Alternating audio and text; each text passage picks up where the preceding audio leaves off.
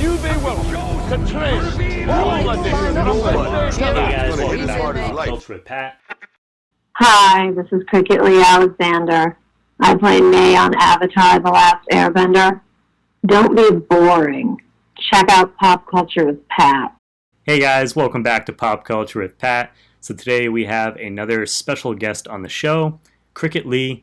She plays the character of May on Avatar The Last Airbender. Thank you for coming on the show today, Cricket. Thank you, Pat. I'm so happy to be part of pop culture. First, we're gonna start things off way, back in the beginning of, when the show was getting ready to come out and everything. How did you first find out about Avatar The Last Airbender, and what was just the audition process like for the role? And do you remember what scene you read? Good question. So I'm gonna have to break out of my apathetic May and go more into my regular voice, which is a little higher. Again, thanks for letting me be here. This is so fun, and I love that you love Avatar. So I'm psyched to just kind of answer some questions about the experience, which was really incredible. So I first heard about it, from my agent, and I did a lot of animation. I did a bunch of video games and tons of gaming stuff and some stuff for Disney. So I was doing a lot of animation at the time, but most of it was accents. So I would do the Spanish girl, the Cockney girl, the French girl. And so this was pretty I go, what is it? What is an avatar? I didn't even know what that was. And I drove out somewhere. I think maybe we were at Nickelodeon's lot. I don't remember. But they had already, I believe, the other people, Tylee, so I'll say Olivia and Gray, were already in the room. And that was really unusual. So they must have already cast them, and then they were casting May after. Yep. And so that's really unusual, too, to have anyone there in the booth. It just never happens. You're all alone. And in fact, every other cartoon or any job I've done where I'm talking to other people, I'm alone in a room. Yep. And this was the first time that they had actual actors next to you, which is awesome because it makes the scene better, right? Yeah, Sam. So I remember reading, and they were like, can you go lower, lower, lower, lower, lower? And I was like, I'm not sure I'm the right person for this. They're like, Janine Garofalo, little goth girl. And I'm like, okay. And they're like, just don't smile. Don't be happy. And so I just did it. And, she's got these great one-liners, and I think it was, looks like the beach threw up on itself. So it's just being as flat and careless as possible. And that's what we did. And so I got the part. Of course, I didn't think it would be this incredible journey, but we knew something was special because the directors were so incredibly kind and hands-on, and because we were all in a booth together, and they just really cared, and so it really felt different. And I would keep going back in season 2, season 3. We were really excited to be part of something that was maybe long-term, not just for money. Animation did not pay a lot of money, but it was a living, for sure, as an actor, and I did a lot of other things to make a living at the same time, but it was just really cool to be a family, and they send us these beautiful scripts, and, I remember getting them and just being like, what's going to happen, so it was a really great experience overall. Well, that's awesome. I mean, it's interesting that they did have, the other actors in the booth, because a lot of times I've heard with voice work and stuff like that, like you mentioned, it's usually just the one person in the booth doing your lines and stuff like that. So it is kind of cool that they had the other two. Yeah, and I remember doing one. I forgot what it was. I think it might have been a snowboard video or game for Shaun White. And I did one, and I had to play this, this Latina kind of toughie. And just, you're responding to nothing. You're just reading what the other person's doing and then responding, and it's harder. Yeah. So it was amazing to have people and the character. It just made all the difference, and I give them, the team, the casting director, just everybody, such props for that, because I think it's what made this a really extra special story. Oh, for sure. And now, what was your favorite scene to work on for the show? And then do you have a favorite scene to watch as like a fan of the show? Yeah, I think, my favorite scene to work on, I have to say, was the kissing. And not because Dante and I kissed. We did not kiss in real life. But it was really almost like you were on set for a movie, because he's there. Yeah. And in a voice situation, you don't have that, right? You die, you fall off a cliff, you make all these noises, I've done 20 different kind of screams. But a kiss, with a real person, so that was kind of really fun. And we sat next to each other, and we're both, it was embarrassing, but why? Because we're playing characters. But it just was. And the best part is a great story. So I bite my nails really badly. And there are times where I bite and, the front tooth will chip, every couple of years. And my dentist will be like, oh, no, not again. They'll fill it and make it look pretty again. So the day of the kissing, while I'm sitting in the booth next to Zuko, ready for the kiss, I'm biting, and my front tooth chips in half. Oh. Mortifying. And I did not want him to see. I didn't want anyone to see. I was completely humiliated. I was like, I can't believe my own anxiety and my biting has now made this an issue, So I just kind of kept it together, put the little piece of my tooth in my pants, and kept going. Of course, after I told him and the crew, yeah, and they thought it was funny, but I was mortified. So that was I think my favorite. Even though I had so many great memories, that one was extra special because it was these two kids, and we're giving, story to their love. So it was really cool. Yeah, no, and that's a really funny behind the scenes story. So it's always cool to hear that kind of stuff. Even though I'm sure at the time, like you said, it wasn't so cool to have it happening, but it's funny to hear about it afterwards. It's so embarrassing. Yeah, so that was my favorite scene to work on. And then, did you ask my favorite scene to watch? Yeah, yep, yeah. If you had a favorite scene to watch as a fan of the show. I think my favorite scene, it changes, right? If you watch it the first time and then you watch it again, you have different favorites. But right now, the beach. So book 3. Yep. I think it's episode 5, the beach, is really one of my very favorites. I love a couple things about it. I love that Zuko gives May this stupid seashell thing, and he thinks every girl will like it, and she's like, what do I want with that? Frustrated. I'm not like other girls. And I love that because she's so her. Yep. But then I love in the beach scene where they're all, by this firelight, just talking about, you just get to really see their personality development, and you get to see things you haven't seen from them. So I feel like that's my favorite one to watch. That was actually, that was going to be, that's one of my favorite scenes on the show, just getting to see them. Is it? Yeah, all talk about, kind of their past lives and kind of why they are the way they are. I thought that was really cool, especially rewatching it recently, just seeing that. I was like, oh yeah, this is definitely one of my favorite scenes. Right? And they self-analyze, but then they analyze the others, which I love. It's almost like a teen movie. It's you get to see all these people be like, well, you're quiet, and you shouldn't be that quiet, and, you're too angry, and you're too, have too many boyfriends, So it's great. And when you hear, and we do all really sound different, even though my regular voice is a little higher, and I'm certainly a lot happier. Some people, that is really their voice, and people will say, God, you don't sound like her, and And I'll say, yeah, I know, I can sound like her. It's a job, you know, to be able, with the talent, to be able to do accents and to do different tones of voice.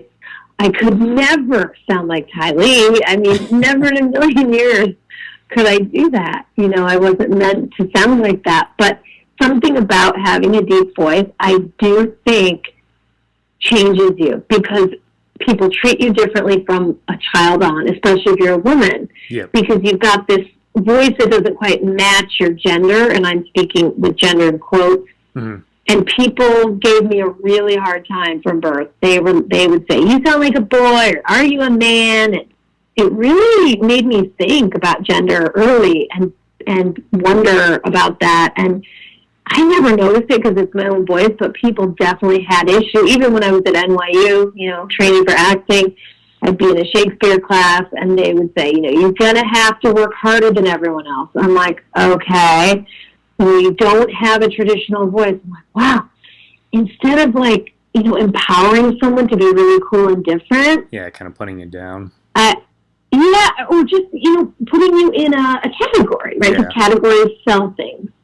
And so I just always thought, no, I'm going to just be me. I'm just going to keep on rolling.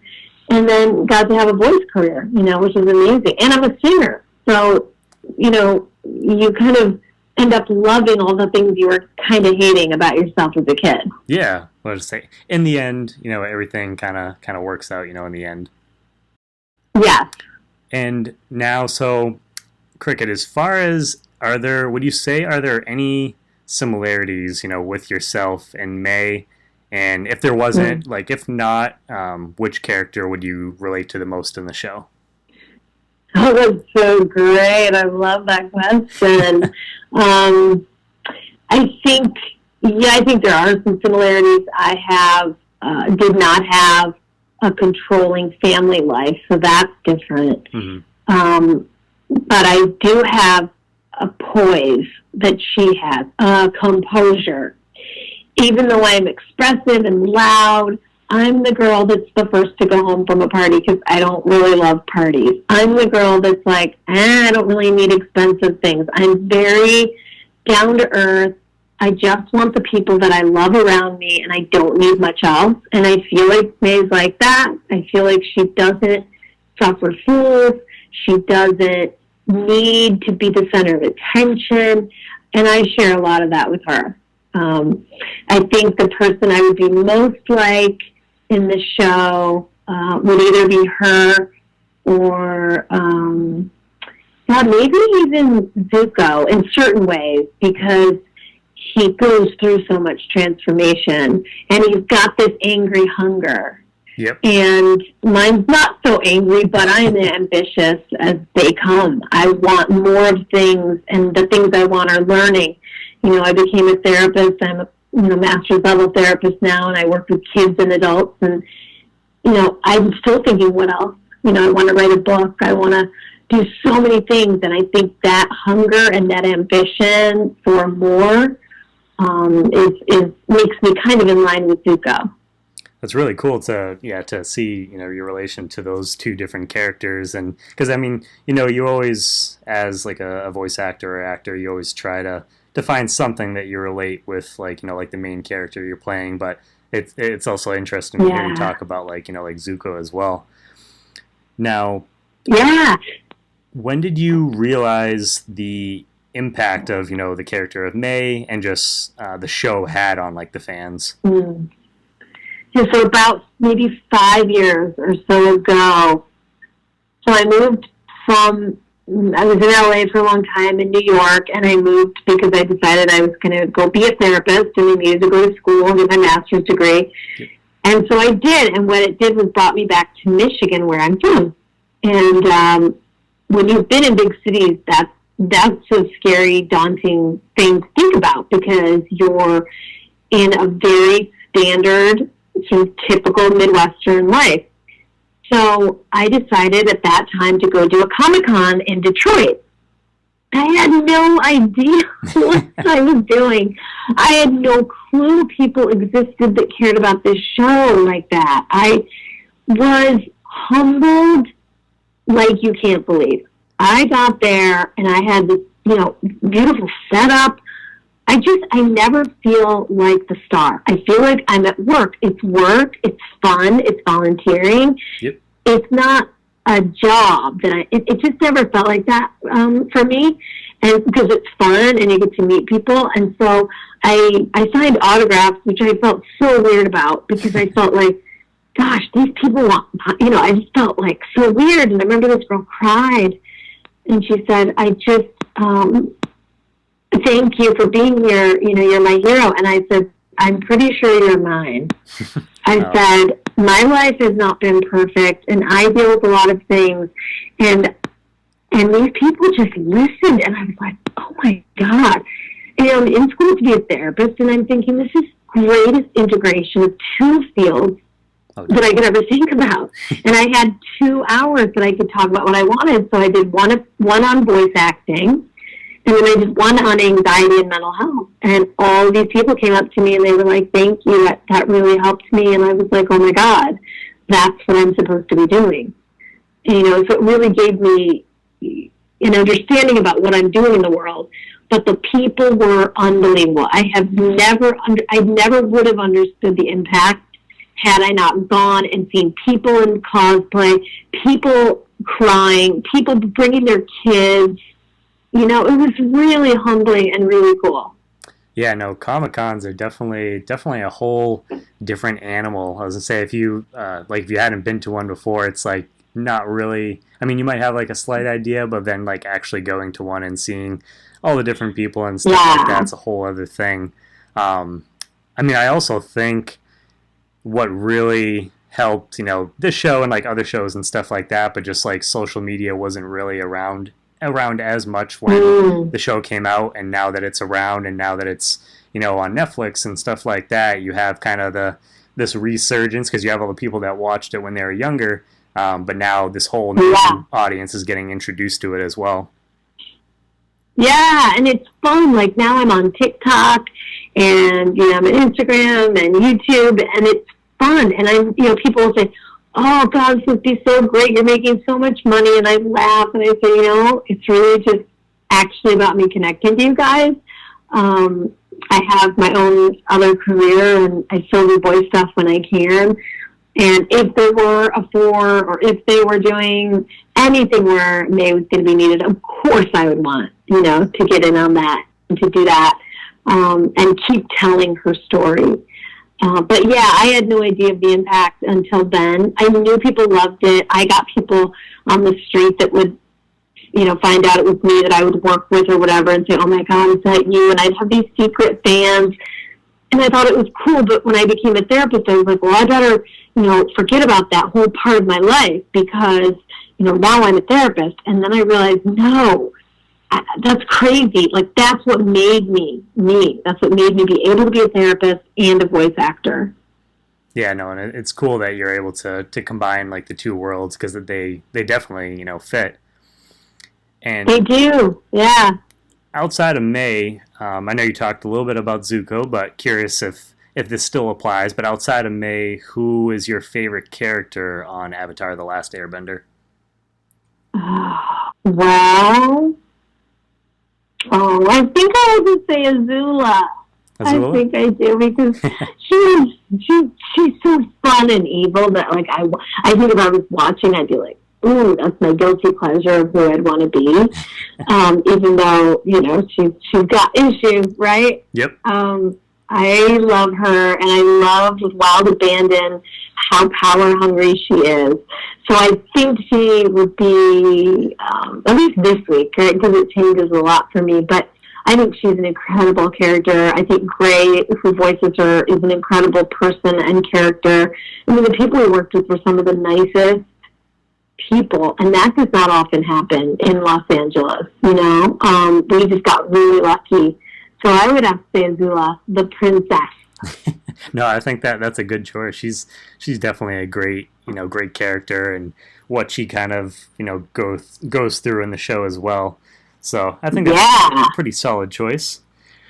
Now, one of my favorite things about the show was that the writers, they made every character interesting. So characters like May, Leigh, people like that. They weren't benders, but they had other things that they were really good at. So, with the writing, they did a really good job as far as like that goes. Now, what would you say, like, some of your favorite aspects of the show would be? So, whether it be the writing, the characters, the mythology, because the mythology is great as well.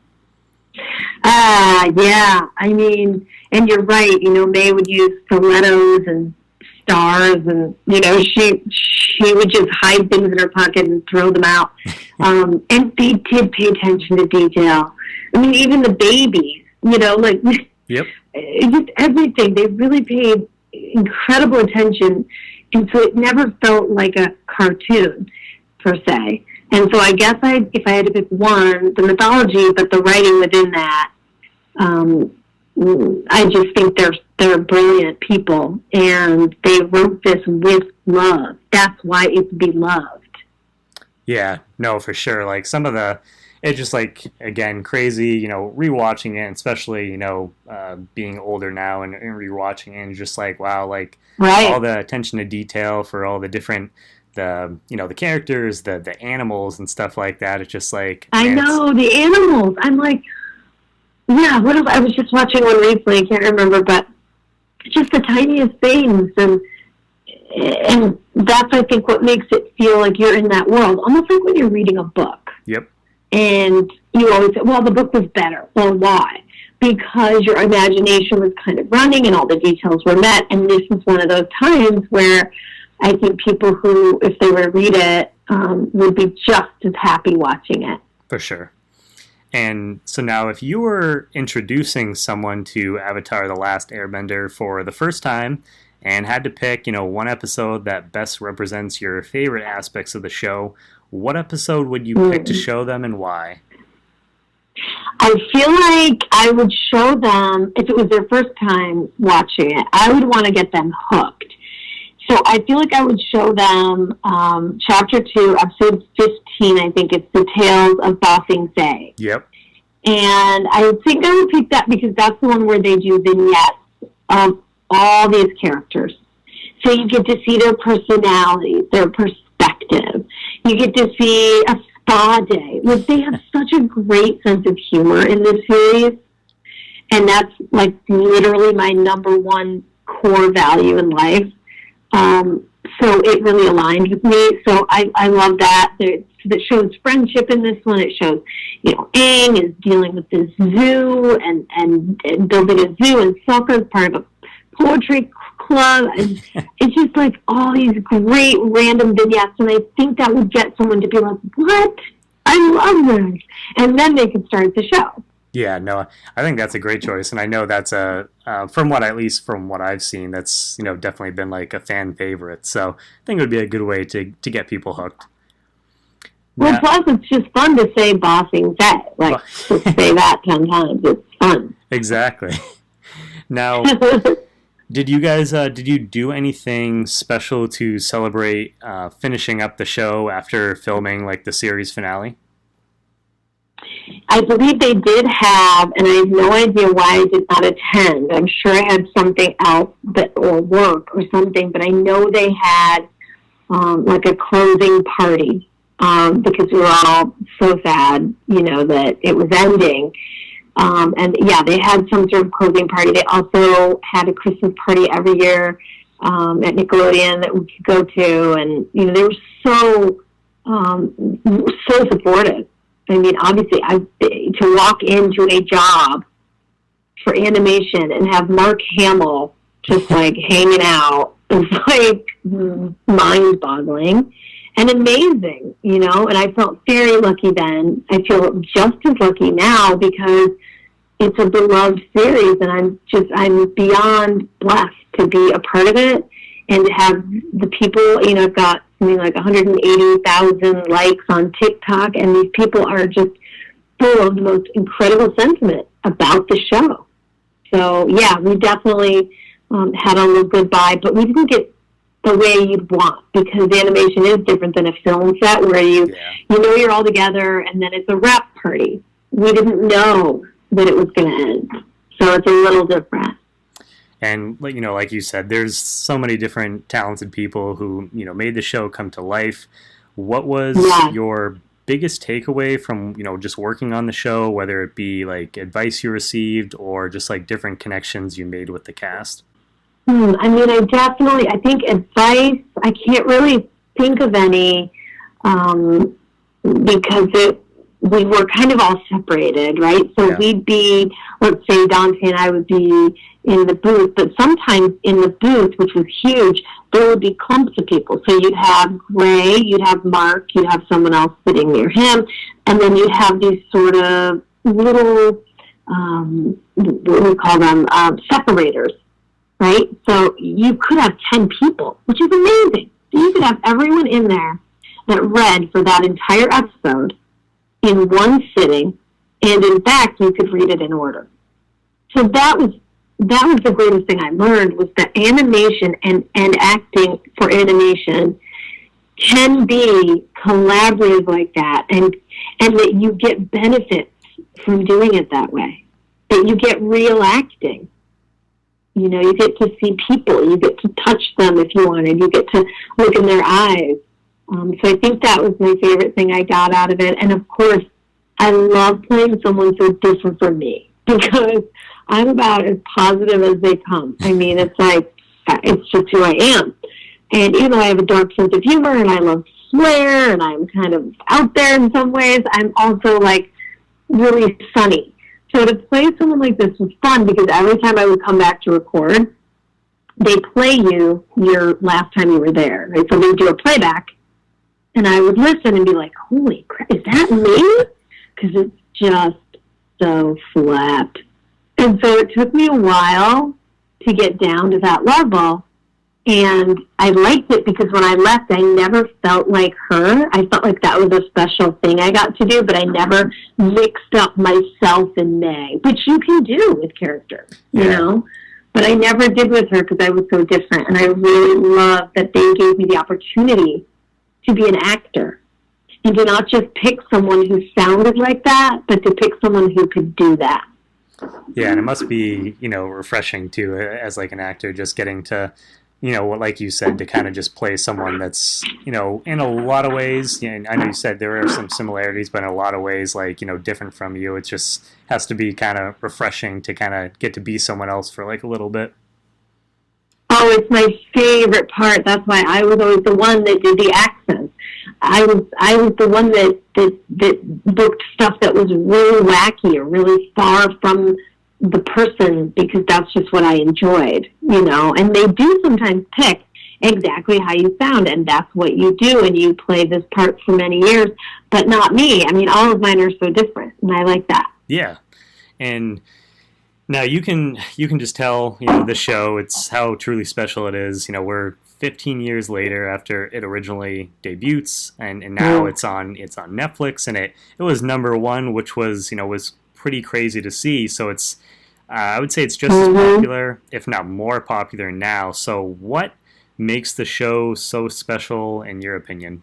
I think it's the hero story, right? It's like why we read James Joyce or Shakespeare or big themes. It isn't small potatoes. This show is about the biggest themes in life. It's about life and death. It's about growth and transformation. It's about magic. It's about mythology. It's about a hero's turn, Zuko. May turning sides and becoming a hero. It's big themes, and love is in there, and war. So I think that the fact that they didn't let those huge themes stop them in an animation platform is what I think people are responding to, and to the story of all of these incredible characters. Yeah, no, and I agree with that. It's crazy. I actually I didn't see the show when it originally, aired on TV. I didn't see it till actually a little bit, later on in life. So I saw it a little bit older, and I remember watching it and was just like, was really surprised by some of the themes and stuff like that. These characters, what they go through in the show. It's just like, I was surprised that this was on Nickelodeon. To a degree. So it's true, right? Because, and also what I loved is that they never, like, you could take the age of each person, right? mm-hmm. And they're saying things that you just can't believe a 15-year-old would say or a 12-year-old would say. And then that's another thing I think people respond to is they don't dumb anything down for what the consumer thinks a kid or teen would say. Exactly. They just do it like we really are in real life. When we say things at 13 that are sometimes extremely wise. Yeah. And they captured it. Yeah, no, and I think, and that's something that I think, like Nickelodeon and stuff like that, they were really, good at doing for, a while was just, they had a lot of, like, cartoons and stuff like that on there that I think, like, looking back, you watch them now as, like, an adult or whatever, and you're just like, wow, I'm, like, kind of surprised that they actually had that on, on this, like, kids network. But it's cool because then you can go back and revisit it, and it's not something you're like, you know what, this really doesn't, like, work for me anymore. Exactly right. Now, what I have to ask you, because I asked Michaela as well, so what are your thoughts on the upcoming Netflix live-action series, and is there anything particular that you would like to see in that series? I guess my thoughts are that I'm excited. I think any of it's great. People will say to me, will you do the comics? Will you do this? And I'd say yes if I'm asked. I would love to do it. I want to be part of, whatever Avatar has in store. But I'm excited. I think the story I want to see so much. I don't have one story in particular that I'm excited about. Mm-hmm. What about you? What's your thing that you think you're psyched to see? Well, I know I mentioned to Michaela that it would be kind of, because I know she mentioned she wanted to see, similar to what they did like in the cartoon, so kind of like that, like retold, and like obviously that would be like cool seeing it like live action done right. But I would also, and I know they did this kind of with the comics and stuff like that afterwards, but it would also kind of be cool to see the for them to kind of fill in the gap a little bit between when Avatar the cartoon when that ended and then when Korra like picked up, just because we do have the comics, but it would be cool to kind of see kind of what happened in that time gap, because I want to say it's like I think that's brilliant. I think you're right. We need we need to fill that gap. But I'm just so excited to see them in sort of real life, right? Like, I don't know, not that I guess cartoons can seem that way, but yeah. I am excited for the actors. I mean, I think it's really incredible. Yeah, and it's cool that they have, the show creators. They're a part of it, so that's good to see. And I think they're gonna take their time and make sure that it's done right. They will. They are of that mind. They will do it right, and I trust the casting. Which you can't always say that, when you originate something and then they make a movie or play or who knows, and you're like, oh man, that was just not so great. I really trust them to pick people that, may not look exactly like the cartoon or, the animation, but they will inhabit that spirit. Character. Yep. No, yeah, I totally agree. And now to kind of, to wrap things up, just, what has been, I know you talked a little bit about it like already, but just what has been your experience, like with the fans of the show, over the years, and is there anything else you want to say to them to, wrap up the interview? Oh yeah, I've been just so blessed and lucky because May isn't a main character, and so to me I was always like, oh, she's just over here, but people loved her, especially I should say every gender, but many young women and women who are now moms to kids that are watching it. It's pretty incredible to know that they're like, we're watching it together, or I'm watching with my sister, or, a lot of LGBTQ supporters, and I am all about that, and I am Black Lives Matter, and I want people to know that I'm with them, that there's never a question there for me, and that I am with the people. And so I guess the greatest thing has been seeing people come up to me with a tattoo of May on their arm, or bringing their kid crying, and just kids with autism who don't connect to anybody but this show. I mean, that's real life beautiful stuff. Definitely. And I do not take that for granted. I know that I'm very blessed, and I just love it. I really love them, which is why I'm now doing TikTok. That's something I didn't even know what that was. Like, I'm, older. That's not something that's part of my life, but now I'm like, why not? It's fun, and I can make videos, and people like it, and they can comment and ask me to do certain lines or whatever. A lot of people want to know about voice acting, so I'll definitely be doing something about that to help them understand what it looks like, how to get into it, and if that's a career for them, to go for it. And that's so cool that, you just kind of, really connecting with people, taking the time, out of your schedule and, doing other things to kind of connect with the fans and stuff like that. I think that's, that's really cool. I absolutely do that. I just think to myself, when I was a kid, who did I love and what would I have loved from them? And it's not a lot. I mean, this is the only reason people know my name is this show. It's like I've got, that's okay. That's amazing. Let me shake your hand and say thank you and say, what do you guys want to see? What would be fun? And I'm taking all of that in, and we'll hopefully be here a long time. Hopefully get to do some more voice stuff and, play different characters. For sure. And thank you, thank you again, Cricket, for coming on the show and taking the time out of your schedule to do this interview. I really appreciate you coming on here. Oh, Pat, it's been my pleasure. I love pop culture in general, and I love pop culture with Pat, and I love the fans. So I hope that everybody gets a chance to listen. Got some Avatar itch scratch, or if you have more you need, you can ask Pat to do another one, part 2. And my pleasure. Thank you, everybody. Hi, this is Cricket Leigh Alexander. I play May on Avatar The Last Airbender. Don't be boring. Check out Pop Culture with Pat.